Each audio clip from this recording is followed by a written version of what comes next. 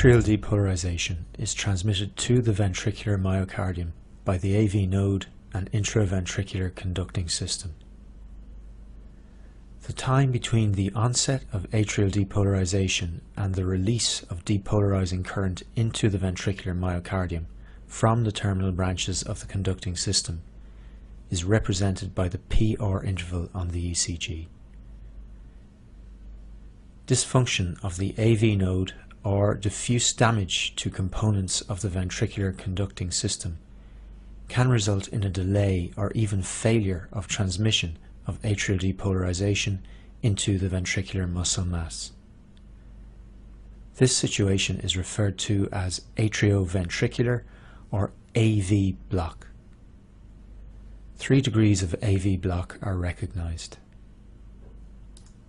In first degree AV block, all P waves are transmitted to the ventricular muscle mass, and therefore all are followed by a QRS complex. However, the time taken for conduction into the ventricular myocardium is prolonged. First degree AV block is defined by transmission of all P waves to the ventricular myocardium, but with prolongation of the PR interval beyond the upper limit of normal of 0.2 seconds on the ECG. Second degree AV block is defined by failure of conduction of some P waves into the ventricles. As shown here, the periodic failure of transmission of atrial depolarization into the ventricular muscle mass, with consequent absence of an associated QRS complex, creates a visual impression that the QRS complexes occur in clusters or groups. This is what we mean when we use the term group or groupings in this video. There are 2 major subdivisions of second degree AV block, Mobitz type 1 and Mobitz type 2.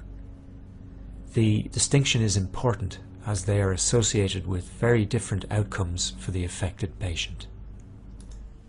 Mobitz type 1 second degree AV block is the so-called Wenckebach phenomenon.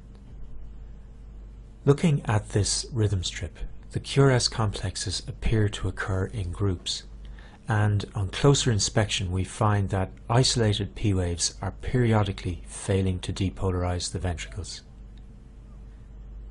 With periodic failure of P wave transmission to the ventricular myocardium, this is a case of second degree atrioventricular block. Analyzing the relationship between the P waves and the QRS complexes, we find a progressive prolongation of the PR interval within the group until finally a P wave fails to be transmitted to the ventricular myocardium. This progressive prolongation of the PR interval preceding a non-transmitted P wave is the defining characteristic of Mobitz type 1 second degree AV block. The phenomenon is usually caused by increasing prolongation of the conduction time within the AV node. Mobitz type 1 second degree AV block may occasionally be associated with symptoms, but is considered clinically benign in the sense that it has a low rate of progression to complete AV block. In Mobitz type 2 second degree AV block, again by definition there is an intermittent failure of conduction of P waves to the ventricular myocardium. However, unlike the Wenckebach phenomenon, there is no progressive prolongation of the PR interval before the non-conducted P wave. Analyzing this strip, we note that within the groups the PR interval is constant. With intermittent failure of P wave conduction and a constant PR interval, this is Mobitz type 2 second degree AV block. You will also notice that within each grouping there are 4 P waves, 3 of which are conducted to the ventricular myocardium. This is Mobitz type 2 second degree AV block with a conduction ratio of 4:3. Unlike Mobitz type 1, Mobitz type 2 carries a significant risk of progression to complete AV block and is therefore associated with a significant mortality in the absence of intervention.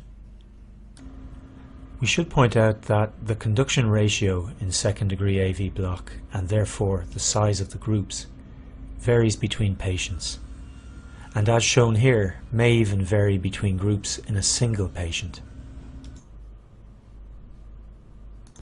In the presence of very high conduction ratios, differentiating between Mobitz type 1 and type 2 can be a much more challenging task than we've illustrated so far.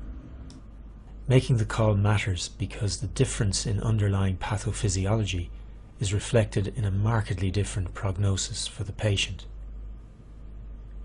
As shown here, in second degree AV block with high conduction ratios, the groups may be so large that full groupings are not demonstrated on a standard rhythm strip.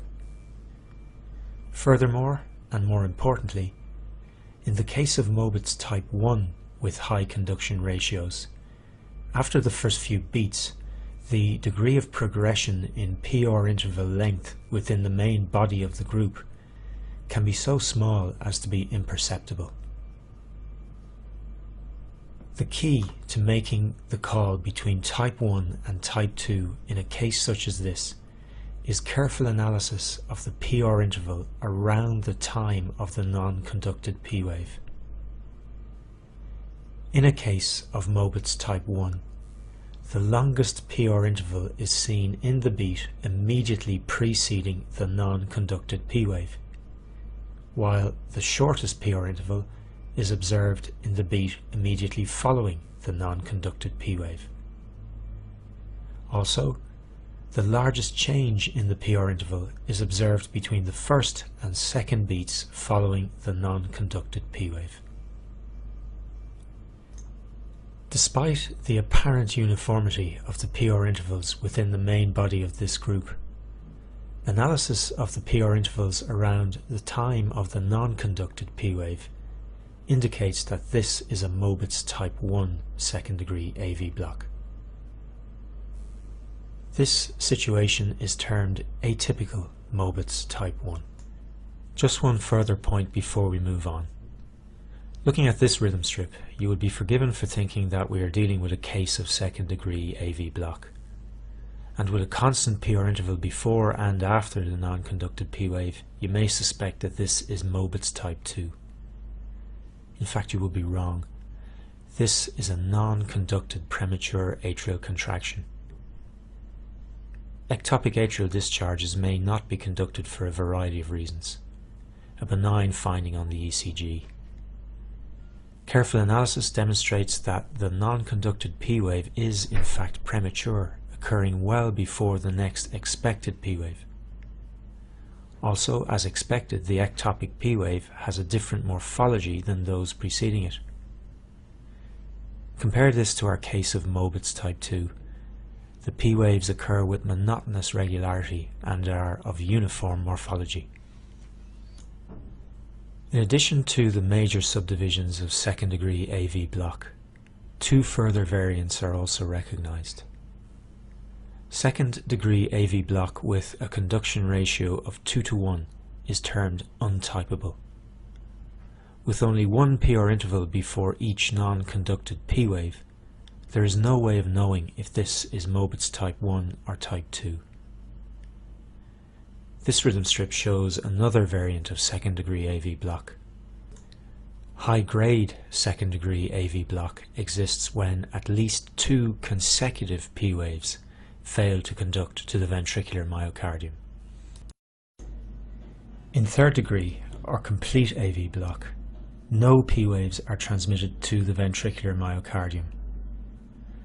When this problem arises secondary to diffuse damage of the conducting system, a ventricular focus will take over pacemaker function, driving ventricular depolarization. The escape rhythm generated will be broad complex and will vary in rate between 20 and 40 beats per minute. At this stage, you should be able to spot the AV dissociation evidenced by the presence of regularly occurring P waves which show no fixed relationship with the QRS complexes. The distance between P waves and QRS complexes varies continuously, and some P waves are buried in components of the QRS complexes, while others are fused with the T waves. You will also appreciate that if complete AV block arises secondary to localized damage or dysfunction of the AV node, an escape rhythm can arise from a focus within the bundle of His. As depolarization from this focus enters both branches of the bundle of His, the rhythm generated will be narrow complex. However, as the discharges from the bundle of His are not transmitted to the atria, the SA node continues to fire uninfluenced by events below the damaged AV node. Hence, as shown here, the presence of AV dissociation should be detectable. This slide summarizes the material covered in this video. There is disagreement in the literature, particularly with regard to the precise definition of some subtypes of second-degree AV block. We would recommend that you stick with this nomenclature.